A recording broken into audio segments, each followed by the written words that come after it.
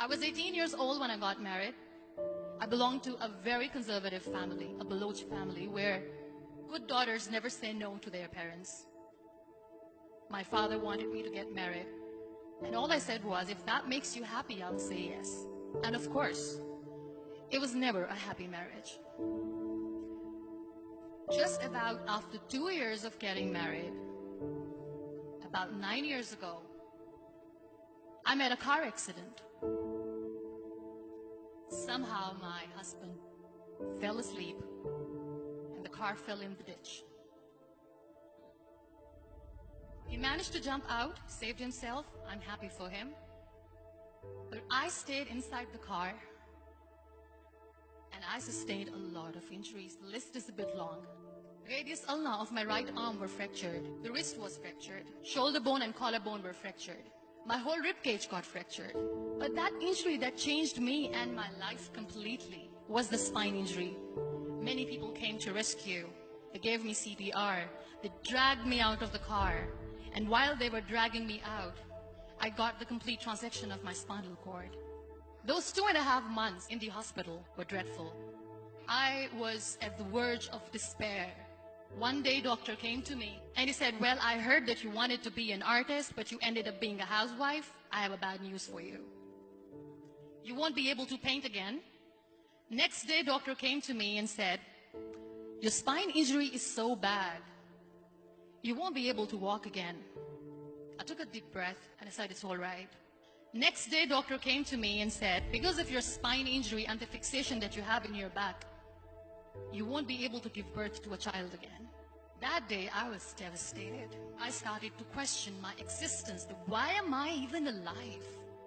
So what kept me going was, one day I asked my brothers, I know I have a deformed hand, but I'm tired of looking at these white walls in the hospital and wearing these white scrubs.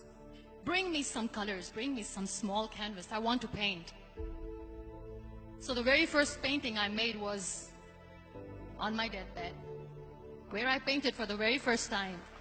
What an amazing therapy it was. Without uttering a single word, I could paint my heart out. I could share my story. People used to come and say, what lovely painting. So much color. Nobody could see the grief in it. Only I could. And that day I decided that I'm going to live life for myself. I am not going to be that perfect person for someone. I am just going to take this moment and I will make it perfect for myself. That I'm going to fight my fears.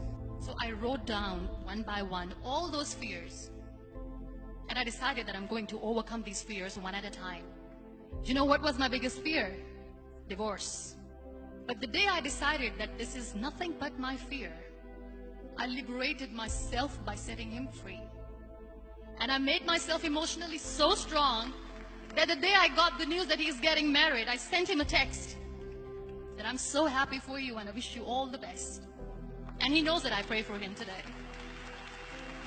Number 2 was, I won't be able to be a mother again. And that was quite devastating for me. But then I realized there are so many children in the world, all they want is acceptance.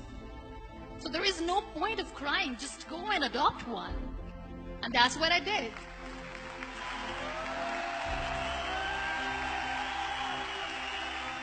I gave my name in different organizations, different orphanages, and I waited patiently.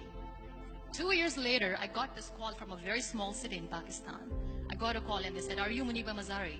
There is a baby boy and would you like to adopt? I could literally feel the labor pain. I said, yes, yes, I am going to adopt him. I am coming to take him home. And that day, I was 2 days old, and today he's 6. You know, when you end up being on the wheelchair, what's the most painful thing?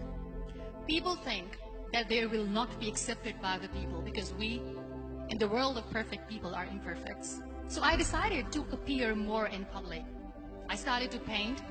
I have done a lot of modeling campaigns. I decided that I'm going to join the national TV of Pakistan as an anchor person. I became the National Goodwill Ambassador for UN Women Pakistan, and now I speak for the rights of women, children. I was featured in BBC 100 Women for 2015. I am one of Forbes' 30 under 30 to 2016. So when you accept yourself the way you are, the world recognizes you. It all starts from within. We have this amazing fantasy about life. This is how things should work. This is my plan. It should go as per my plan. If that doesn't happen, we give up. I never wanted to be on the wheelchair. Never thought of being on the wheelchair. This life is a test and a trial, and tests are never supposed to be easy. So when you are expecting ease from life, and life gives you lemons, then you make the lemonade, and then do not blame life for that. It is okay to be scared. It is okay to cry. Everything is okay, but giving up should not be an option. They always say that failure is not an option.